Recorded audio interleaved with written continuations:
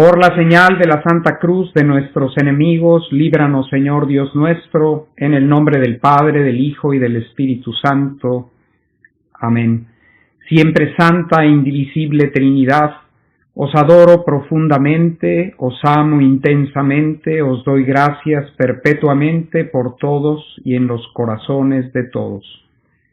Siempre santa e indivisible Trinidad, nos ponemos en tu presencia, haciendo la señal de la cruz e invocándote. Tu bendición renueve la gracia y consagración de nuestro bautismo. Confirme en nosotros el don de tu semejanza y llame la vida de tu voluntad a reinar en nuestras almas. Queremos renovar esta consagración y la total entrega de todo cuanto somos, repitiendo junto con María, nuestra Madre, hágase en mí según tu palabra, y junto con Jesús en el momento de su encarnación, heme aquí, Padre, que vengo para hacer tu voluntad. Pues queremos, como ellos, vivir solo y siempre en tu voluntad, y que sea ella nuestra vida, nuestro alimento y nuestro todo. A Jesús. Jesús, te amo, revélanos al Padre, revélanos su santísima voluntad, y haz que ella reine en nosotros como reinaba en ti. Jesús, te amo, ven divina voluntad a pensar en mi mente. Jesús, te amo, ven divina voluntad a circular en mi sangre. Jesús, te amo, ven divina voluntad a mirar en mis ojos. Jesús, te amo, ven divina voluntad a escuchar en mis oídos. Jesús, te amo, ven divina voluntad a hablar en mi voz. Jesús, te amo, ven divina voluntad a respirar en mi respiración. Jesús, te amo, ven divina voluntad a palpitar en mi corazón. Jesús, te amo, ven divina voluntad a moverte en mi movimiento. Jesús, te amo, ven divina voluntad a orar en mí, y luego ofrece esta oración a ti como mía, para satisfacer por las oraciones de todos, y para dar al Padre la gloria que deberían darle todas las criaturas. Ven, oh Espíritu Creador, visita nuestras mentes, visita con tu gracia los corazones que has creado. Oh dulce Consolador, don del Padre Altísimo, agua viva, fuego, amor y santa unción del alma, dedo de la mano de Dios, prometido del Salvador, irradia tus 7 dones, suscita en nosotros la palabra, sé luz de nuestra inteligencia y llama ardiente en el corazón, sana nuestras heridas con el bálsamo de tu amor, defiéndenos del enemigo y trae el don de la paz. Tu guía invencible nos preserve de todo mal. Luz de eterna sabiduría, revélanos el gran misterio de Dios Padre y de Dios Hijo, unidos en un solo amor. Gloria a Dios Padre y al Hijo resucitado, al Espíritu Paráclito, por los siglos de los siglos. Amén. Y a nuestro Padre del cielo, Padre nuestro que estás en el cielo, santificado sea tu nombre, venga a nosotros tu reino, hágase tu voluntad en la tierra como en el cielo. Danos hoy nuestro pan de cada día, perdónanos nuestras ofensas como también nosotros perdonamos a los que nos ofenden, y no nos dejes caer en la tentación, y líbranos del mal. Amén. Padre, te amo.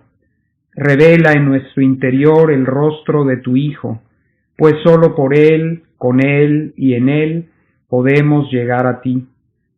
Padre, te amo, entro en tu querer, es más, dame tu mano y ponme tú mismo en la inmensidad de tu voluntad, a fin de que nada haga que no sea efecto de tu santísimo querer. Padre, te amo y me entrego todo a ti. Padre, te amo, y porque te amo, te pido el reino de tu voluntad. Y a la Virgen Santísima. Dios te salve María, llena eres de gracia, el Señor es contigo, bendita eres entre todas las mujeres, y bendito es el fruto de tu vientre, Jesús. Santa María, Madre de Dios, ruega por nosotros pecadores, ahora y en la hora de nuestra muerte. Amén. Bajo tu amparo nos acogemos, Santa Madre de Dios. No desoigas la oración de tus hijos necesitados, antes bien líbranos de todo peligro, oh siempre Virgen gloriosa y bendita. Muy buenas tardes o buenas noches a todos ustedes. Hoy es 8 de diciembre del 2020, la gran solemnidad de la Inmaculada Concepción de la Virgen María. Y vamos a iniciar nuestro encuentro con una lectura del compendio del Catecismo de la Iglesia Católica. Este compendio es un documento oficial de la Iglesia con el formato de preguntas y respuestas, que es distinto al formato del Catecismo de la Iglesia oficial. Y en el número 96, como pregunta, nos ofrece esta: ¿qué significa Inmaculada Concepción? Y responde la Iglesia: Dios eligió gratuitamente a María desde toda la eternidad para que fuese la madre de su Hijo. Para cumplir esta misión fue concebida inmaculada. Esto significa que por la gracia de Dios y en previsión de los méritos de Jesucristo, María fue preservada del pecado original desde el primer instante de su concepción. Y un comentario a esto. Así que por la voluntad de Dios, María fue concebida inmaculada. También nosotros, por la voluntad de Dios, mediante la gracia del bautismo, somos lavados del pecado original y hechos partícipes de la vida de la gracia santificante, que nos hace hijos e hijas de Dios. De este modo sacramental empezamos nuestro camino de imitación de Jesús y a imitar también a nuestra Madre, por cuanto nos es posible. Esta es nuestra tarea como cristianos, esta es la vida cristiana. Pero no basta esta gracia inicial que recibimos en el bautismo. Ni bastó para María Santísima su concepción inmaculada para que se cumpliera en ella todo el plan y proyecto que Dios tenía. Hacía falta que esa gracia para ella de ser concebida inmaculada y para nosotros de lavarnos del pecado original se desarrolle, crezca y dé todos sus frutos, que alcance la madurez. Pero algo muy importante tanto para ella como para nosotros, este desarrollo, este crecimiento, esta maduración del don recibido, no tiene lugar sin la libre colaboración nuestra, del ser humano. María, nuestra Madre, colaboró y vivió perfectamente en la voluntad de Dios desde su concepción. Nosotros estamos llamados a imitarla, no en ser inmaculados porque no lo somos, sino en el obedecer a la voluntad de Dios. Así que debemos obedecer a la voluntad de Dios como bautizados y aprender poco a poco a vivir en la voluntad divina. ¿Y qué diferencia hay entre estas dos cosas, entre obedecer la voluntad de Dios y vivir en la divina voluntad? Pues la diferencia que hay, poniendo un ejemplo sencillo, de lo que es andar por un camino que te conducirá al terminar de recorrerlo a tu casa o al destino hacia el que te diriges, y el estar en el destino al que te diriges, el llegar a tu casa, entrar en ella, descansar y continuar tu vida en casa. Así que hay una diferencia grande. No es lo mismo estar de camino en un autobús, en un automóvil, en un avión, caminando, en un caballo, acercándote a tu destino, que haber llegado a tu destino. ¿Por qué para nosotros este caminar es necesario? Porque nosotros, en Adán y Eva, que pecaron, abandonaron la casa del Padre. Son el hijo pródigo de la parábola que Jesús nos enseña. Y una vez que ese hijo que se alejó de la casa paterna, tocado por el amor de su padre, recordando el amor de su padre, la belleza y la abundancia de su casa, que ya no tiene en este exilio al que él deliberadamente se ha entregado y que ha caído como prisionero y esclavo del enemigo que los sedujo para llegar allá. Pues ahora, luego de convertirse y de decidir arrepentido volver a casa, tiene que hacer un largo camino a casa. Este es el camino de la humanidad después de la caída que ocurrió en el paraíso de los primeros padres. Fuimos en ellos expulsados todos los seres humanos de la casa del Padre.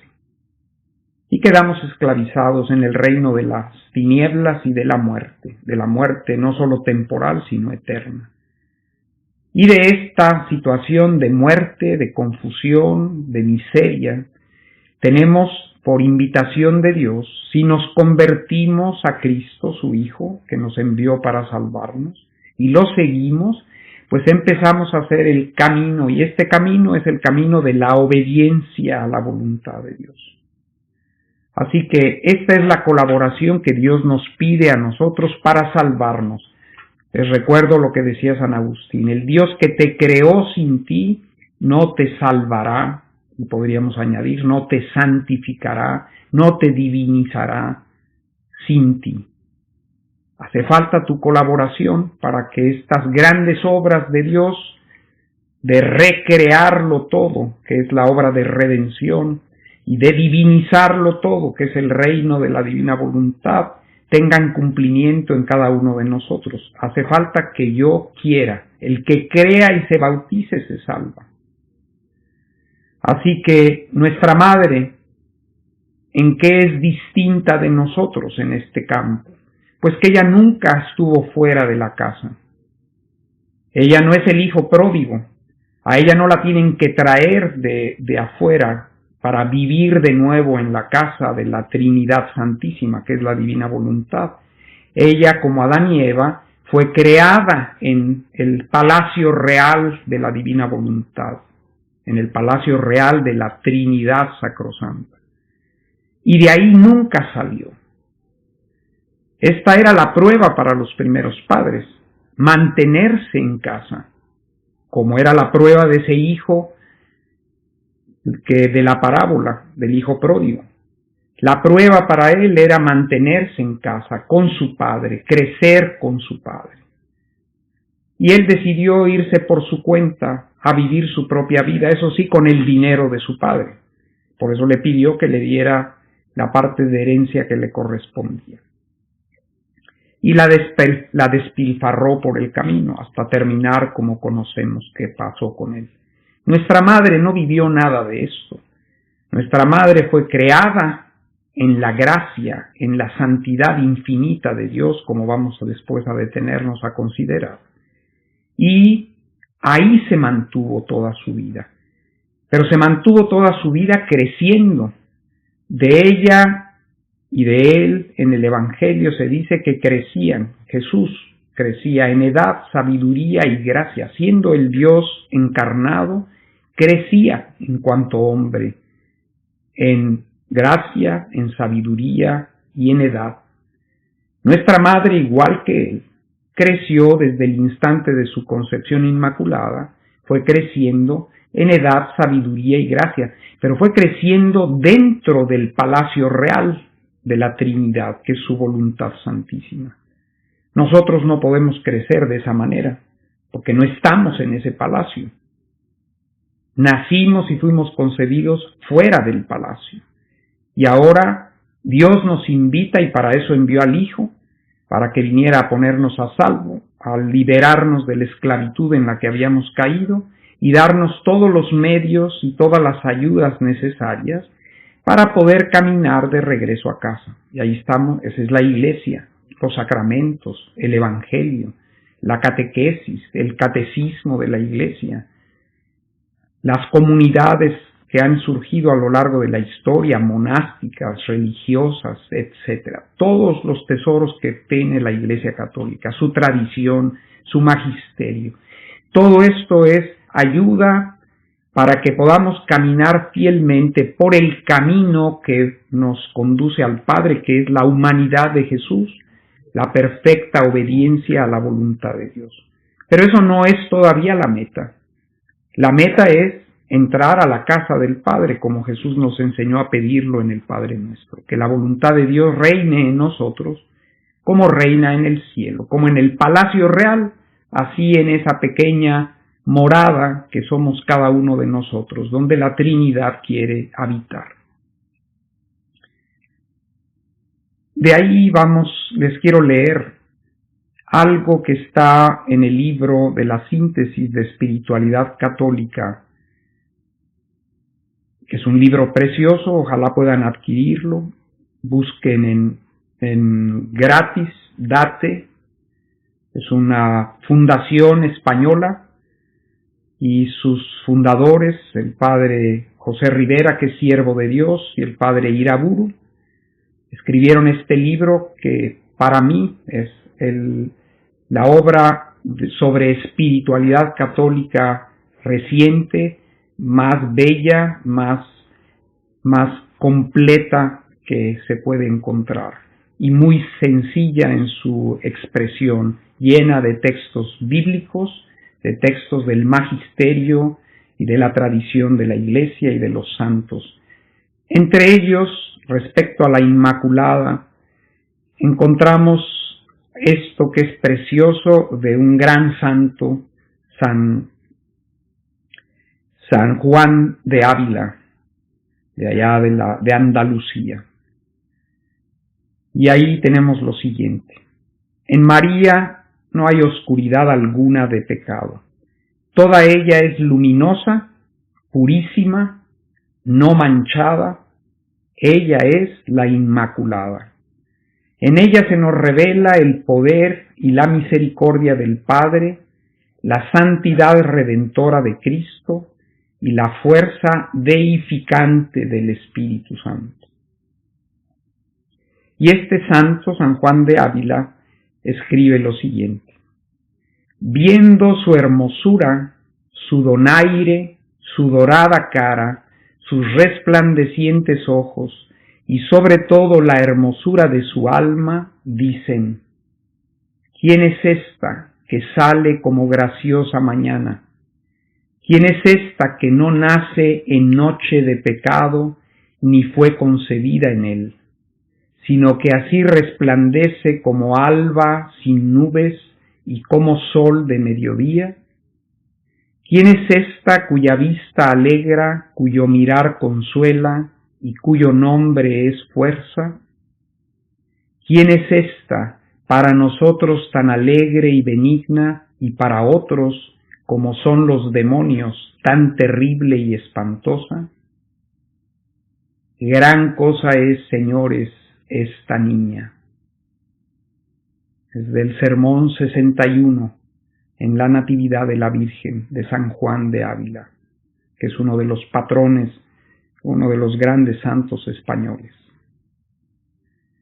Y vamos entonces, para que comprendamos mejor lo que significa para la humanidad, que es el título que pusimos a este encuentro, la Inmaculada Concepción de la Virgen, para comprender mejor por qué es tan importante para la humanidad este evento extraordinario, único, irrepetible de gracia de la Inmaculada Concepción. Quiero leerles de los escritos de la sierva de Dios Luisa Picarreta, un capítulo preciosísimo que está en el volumen 16. del 24 de noviembre de 1923. Y es como preparación, 24 de noviembre, unos días antes de la Inmaculada Concepción. Ya lo entenderán el porqué, la belleza de este capítulo. El título que tiene es La historia doliente de la divina voluntad. La Santísima Virgen hizo suyos todos los actos de la divina voluntad y así preparó el alimento a sus hijos. Y escribe Luisa: estaba haciendo la hora de la pasión en la que mi mamá dolorosa recibió en sus brazos a su hijo muerto y lo depositó en el sepulcro. Y en mi interior decía: mamá mía, junto con Jesús pongo en tus brazos todas las almas, para que a todas las reconozcas como hijas tuyas, y una por una las escribas en tu corazón y las pongas en las llagas de Jesús. Son hijas de tu dolor inmenso, y esto basta para que las reconozcas y las ames. Y quiero poner a todas las generaciones en la voluntad suprema, a fin de que ninguna falte, y a nombre de todas te doy consuelos, compadecimientos y alivios divinos. Entonces, mientras decía esto, mi dulce Jesús se movió en mi interior y me dijo: hija mía, oh, si supieras cuál fue el alimento con el que alimentó a todos estos hijos mi doliente mamá. Y yo, ¿cuál fue, Jesús mío? Te hago un comentario a esta introducción de Luisa a este capítulo. Luisa está meditando las horas de la pasión, la 23ª hora, la hora 23, y está poniendo a todas las generaciones humanas en la divina voluntad. Ya Luisa aprendió a hacer esta tarea que Jesús le ha ido enseñando. En la divina voluntad, todo nuestro obrar es un obrar que lo abraza todo, y debemos aprender a obrar, a rezar, a hacer todo de esta manera. Y Luisa ya está habituada a esto, así que con gran naturalidad nace de su corazón el hacer siempre de esta manera. Así que Luisa está poniendo todas las generaciones humanas en la divina voluntad y a nombre de todas, dando voz a todas, da a María dolorosa consuelos. Eso quiere hacer, darle en la divina voluntad, con la divina voluntad, y como en ella estamos todas las generaciones humanas, junto con todas las generaciones humanas, dar a María, en este caso dolorosa, consuelos, compadecimientos y alivios divinos. ¿Y por qué son compadecimientos y consuelos y alivios divinos los que Luisa le ofrece? Pues porque Luisa está haciendo esto en la voluntad de Dios, con la voluntad de Dios, animada por la voluntad de Dios. Porque si no se tiene conciencia ni conocimiento de que la voluntad divina, y esto es el don de la divina voluntad, que la divina voluntad quiere ser operante en ti, en tus acciones, en tus oraciones, en tus penas, en tu trabajo, en tu descanso. Este es el gran regalo que a través de Luisa se nos desvela, se nos descubre, que la voluntad eterna, infinita, omnipotente de Dios, al menos inicialmente, no solo quiere que la obedezcamos, eso ya lo sabemos, la Sagrada Escritura nos lo dice desde la primera página hasta la última, porque el que no obedezca la voluntad de Dios se perderá eternamente. Así que si quieres salvarte, si queremos salvarnos, al menos tenemos que tratar de obedecer con fidelidad y con perseverancia la voluntad de Dios en todo y toda nuestra vida. Y si alguna vez fallamos en esto, pues hay que recurrir inmediatamente a los sacramentos, al sacramento de la confesión, de la reconciliación, arrepentidos pedir perdón por esa desobediencia que hemos cometido y volver al camino que es el camino que conduce a la casa del Padre, que es el camino de la obediencia, el camino que es la humanidad de Jesús, el identificarnos con la humanidad de Jesús, que fue obediente hasta la muerte y muerte de cruz. Así que este camino de obediencia todavía no es un camino divino, porque es tu voluntad humana la que obedece una vez que discierne y se le da a conocer cuál es la voluntad de Dios, qué es lo que Dios quiere de ti. Tú con tu voluntad humana y la gracia que te va dando el Señor, las gracias, la santificante, las gracias actuales, las gracias sacramentales, tú obedeces, tú eres el protagonista en el camino, con tu voluntad humana. Y por lo tanto, si tú compadeces a la Virgen, si tú le quieres ofrecer un alivio, un consuelo, son consuelos y compadecimientos humanos, no divinos, porque es tu voluntad humana, ojalá en gracia de Dios, la que le ofrece a la Virgen estos consuelos. O se los ofreces a un prójimo tuyo que está necesitado de ellos. Son cosas humanas, con peso y medida, según la intensidad de amor, la conciencia, la responsabilidad con la que realices esos actos. Pero no son divinos. Para que un acto nuestro sea divino, tenemos que asociarnos con la divinidad para hacerlo. Tenemos que asociarnos con Jesús, verdadero Dios y verdadero hombre, con el Espíritu Santo, la tercera divina persona, y con el Eterno Padre. Es decir, necesitamos vincular nuestra voluntad humana con la voluntad divina, pero no como actores que obedecen a esa voluntad divina, sino en la que dejamos a la voluntad divina que se asocie con nosotros, porque ella quiere asociarse, y junto con ella hacemos todo eso que tenemos que hacer, que Dios quiere que hagamos. La diferencia es infinita entre que tú obedezcas con tu voluntad humana la voluntad de Dios en algo que ella te pida, y con esto otro, que la voluntad humana tuya asociada con la divina hagan esa misma acción. Es voluntad de Dios que tú reces. Está llena la Escritura de invitaciones a que oremos sin cesar, a que seamos perseverantes en la oración.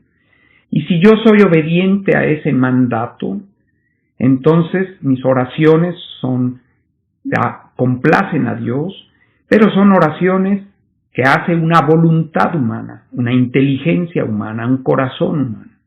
Y por eso tienen su peso, su valor, su medida. Pero ¿qué pasa si yo me fundo con Jesús y con su voluntad divina para hacer esas oraciones? Pues el valor de esa oración y las características de esa oración se modifican, porque ahora ya no soy solo yo el que está rezando, estamos rezando juntos.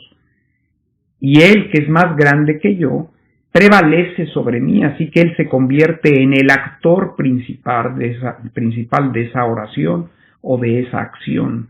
Y por lo tanto empiezan mis acciones a adquirir cualidades divinas. Ya no es solo obediencia, sino que empieza a ocurrir una fusión entre mis acciones humanas y el obrar divino, porque Él se hace el actor principal de lo que yo hago. Así que Luisa, por eso dice, estaba dándole a la Virgen eso que quería, era ya su modo de vivir de Luisa, fundida en la voluntad de Dios, animada por la voluntad de Dios.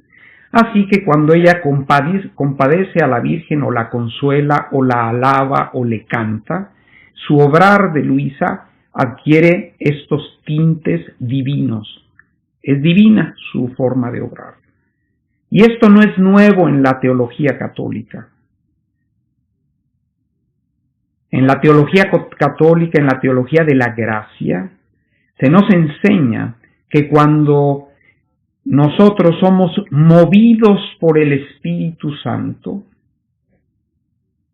cuando somos movidos y obra el Espíritu Santo a través de sus dones, el obrar de la criatura es divino. ¿Por qué? Porque el protagonista de esa acción ya no es tu voluntad, sino es el Espíritu Santo. Por eso dice la Escritura, que los que son movidos por el Espíritu de Dios, esos son hijos de Dios. Es el sentido profundo de esta palabra que se aplica a todos nosotros por el hecho de ser bautizados. Somos hijos de Dios por la gracia sobrenatural que se nos da en el sacramento. Pero somos verdaderamente hijos cuando somos movidos por el Espíritu Santo. Así que esto que está haciendo Luisa, de meditar los dolores de la Virgen y de querer en la voluntad de Dios darle compadecerla, consolarla, aliviarla, es la ocasión para que Jesús le cuente una historia importantísima, la historia doliente de la divina voluntad, que es lo que hay en este capítulo. Y entonces Jesús le dice: como tú eres mi pequeñita, elegida por mí para la misión de mi querer, y vives en ese fiat en el cual fuiste creada, quiero hacerte saber la historia de mi eterno querer, sus alegrías y sus dolores, sus efectos y su valor inmenso, lo que hizo y lo que recibió, y quién tomó a pecho su defensa. Los pequeños son más atentos en escucharme, porque no tienen la mente llena de otras cosas, están como en ayunas de todo.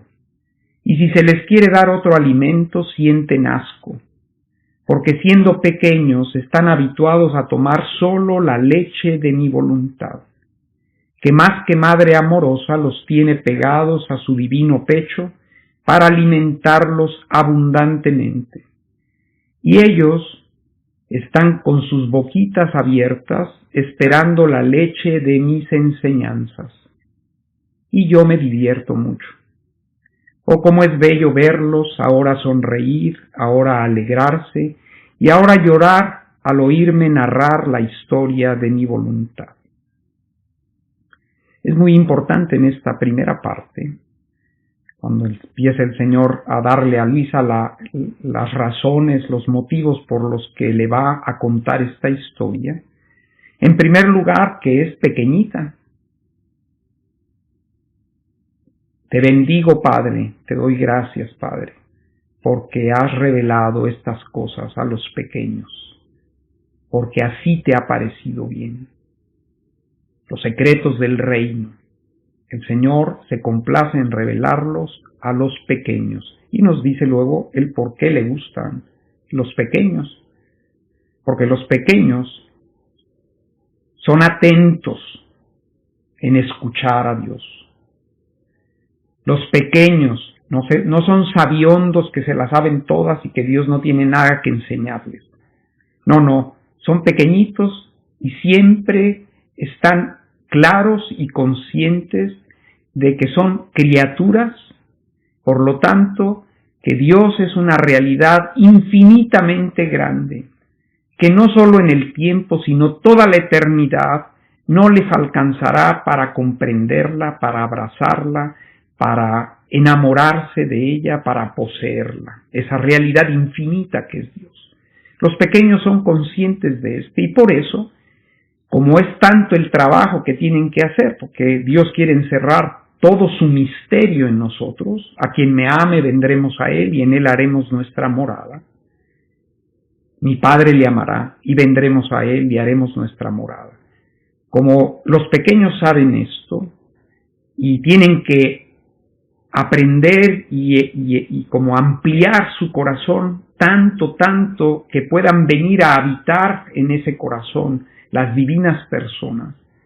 Y para que estas divinas personas estén complacidas en nosotros, quieren ser comprendidas. ¿Cuántas veces Jesús reclama a sus discípulos y apóstoles porque no comprenden lo que les está enseñando. Y los invita a meditar, a pensar. Así que el Señor se complace en revelar a los pequeños estas cosas, en primer lugar porque los pequeños tienen hambre de conocer el misterio.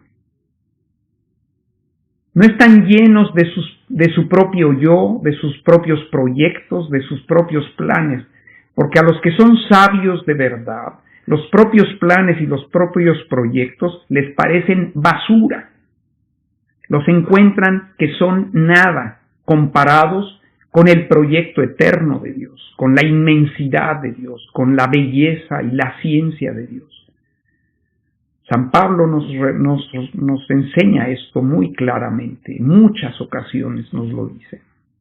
Así que el Señor revela a los pequeños los grandes misterios de Dios, porque los pequeños se saben pequeños, saben que Dios es grande, ellos saben que son ellos nada y que Dios es todo, y tienen hambre del todo.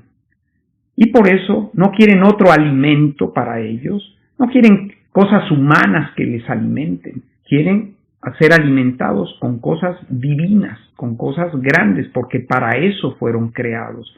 Y los pequeños tienen conciencia de esto, y por eso se mantienen pegados a los pechos de esta voluntad divina y de la palabra eterna encarnada que es Jesús, para que nos hable con el Espíritu Santo, para que Él nos comunique todos estos tesoros. Así que esperan la leche de estas enseñanzas. Y esto, para el Señor, le da una gran complacencia. Él se divierte porque puede ir encerrando en estos pequeñitos los tesoros infinitos de su reino, que es para lo que nos creó, así que en ellos puede jugar con ellos, porque están bien dispuestos para ello. Y por eso sonríen, se alegran y lloran al oír narrar la historia de la divina voluntad. Y entonces empieza a narrarnos esta historia Jesús. El origen de mi voluntad es eterno. Jamás entró el dolor en ella. Entre las divinas personas esta voluntad estaba en suma concordia. Es más, era una sola. Es una sola. En cada acto que emitía fuera, tanto ad intra cuanto ad extra, nos daba infinitos gozos, nuevos contentos, felicidades inmensas. Cuando quisimos poner fuera la máquina de la creación, cuánta gloria, cuánto honor y armonías no nos dio. Es Jesús que nos habla de su única, eterna y omnipotente voluntad divina. Y dice estas palabras en latín, ad intra y ad extra. Y ad intra, ¿qué cosa es? Es todo el obrar íntimo de las personas divinas. Es el obrar de las divinas personas antes de que creen nada, antes de la creación del cielo y de la tierra. Cuando solas están estas tres divinas personas viviendo su intimidad divina que la viven desde toda la eternidad. Pero a un punto, en ese misterio que no es de tiempo, sino en un punto de esa eternidad, ellos deciden crear por pura bondad, no movidos ni empujados por nada fuera de su amor y de su bondad infinita, hasta que no deciden crear. Y cuando Dios crea o inicia la creación, la Trinidad Santa, esto es el ad extra. El ad intra es todo lo que se refiere a los misterios de generación eterna del Verbo, la procesión del Espíritu Santo, los misterios del amor infinito de la Trinidad entre las personas y su esencia y substancia divina, su ser divino, que es su voluntad, su acto eterno. Todo eso es el misterio del único Dios verdadero. Eso es ad intra, todavía no han creado nada. Y luego el ad extra es la creación, la redención, la santificación y luego el cielo en toda la eternidad donde estarán todos los bienaventurados. Esto es ad extra. La divina voluntad es la reina que rige todo ad intra y todo ad extra de la Trinidad. Así que nada pasa en el ser divino sin que la divina voluntad lo quiera. Nada pasa entre las divinas personas sin que esta voluntad lo regule, reine sobre todo, y nada pasa ad extra sin la voluntad de Dios.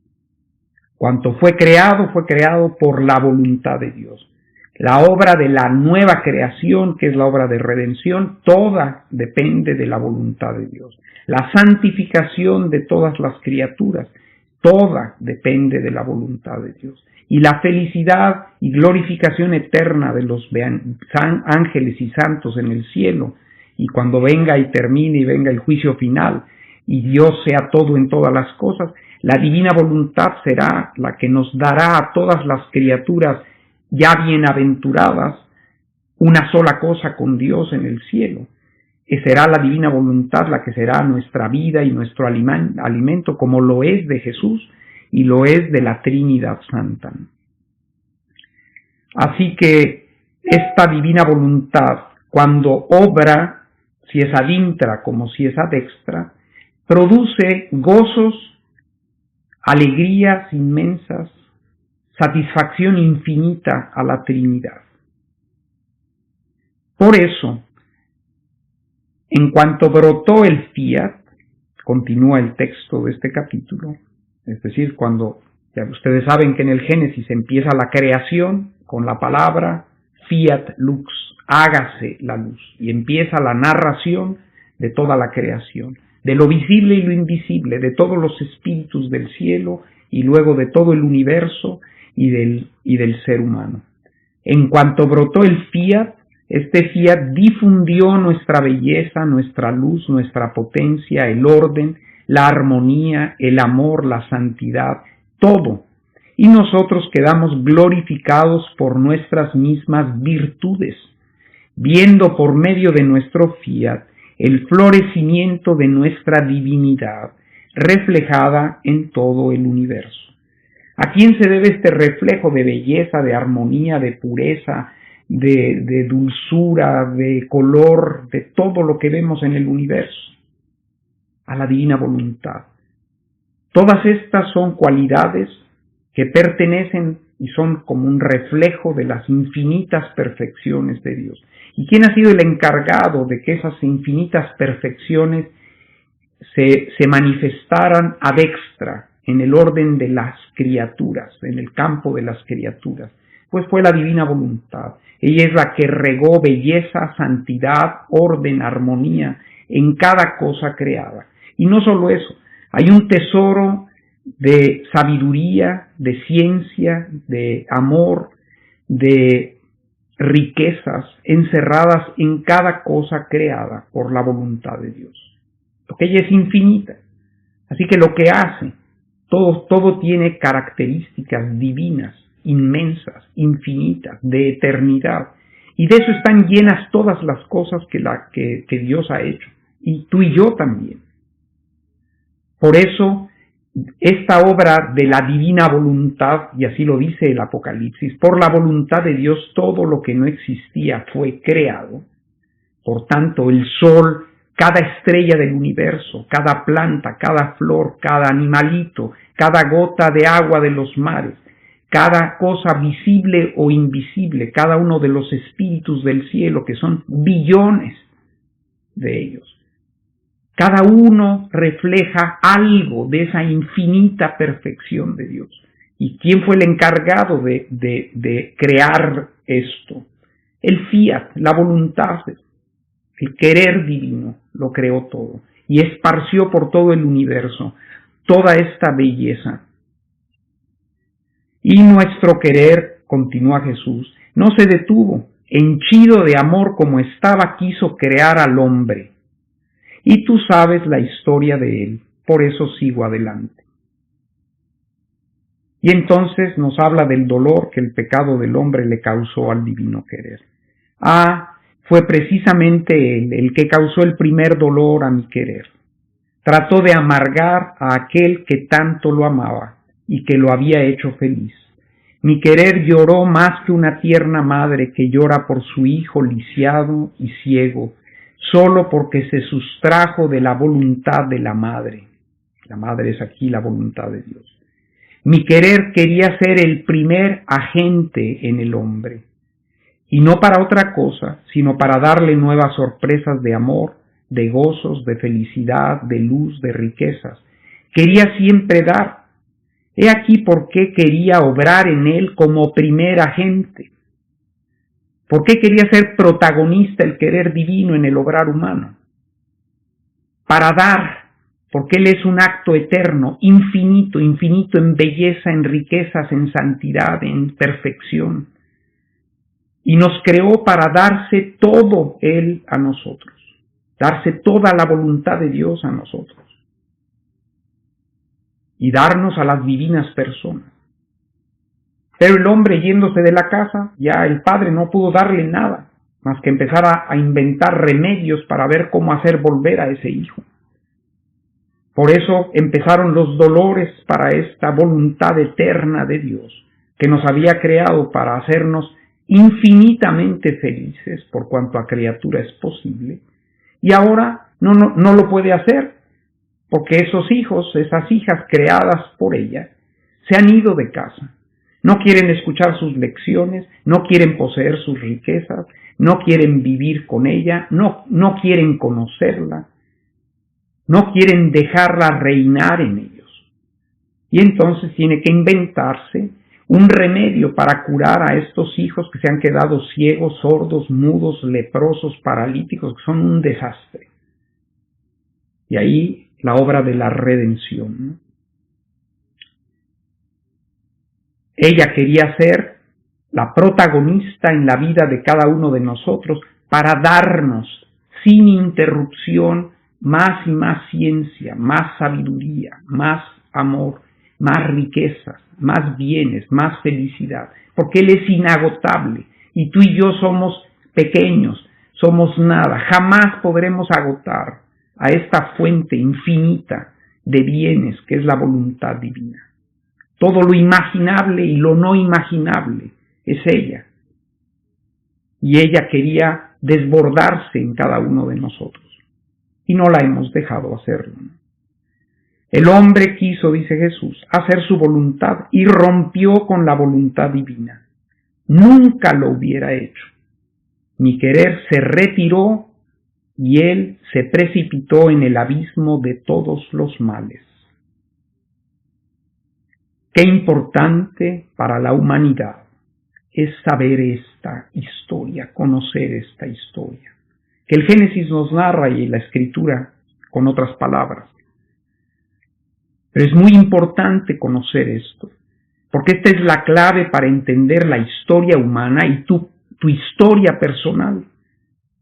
Si tú no entiendes este misterio de la voluntad de Dios que te ha creado, que es la voluntad del Padre, del Hijo y del Espíritu Santo, y que a pesar de tu pecado, del pecado original y de tus pecados personales, te sigue sosteniendo, porque tiene un propósito y tiene un proyecto.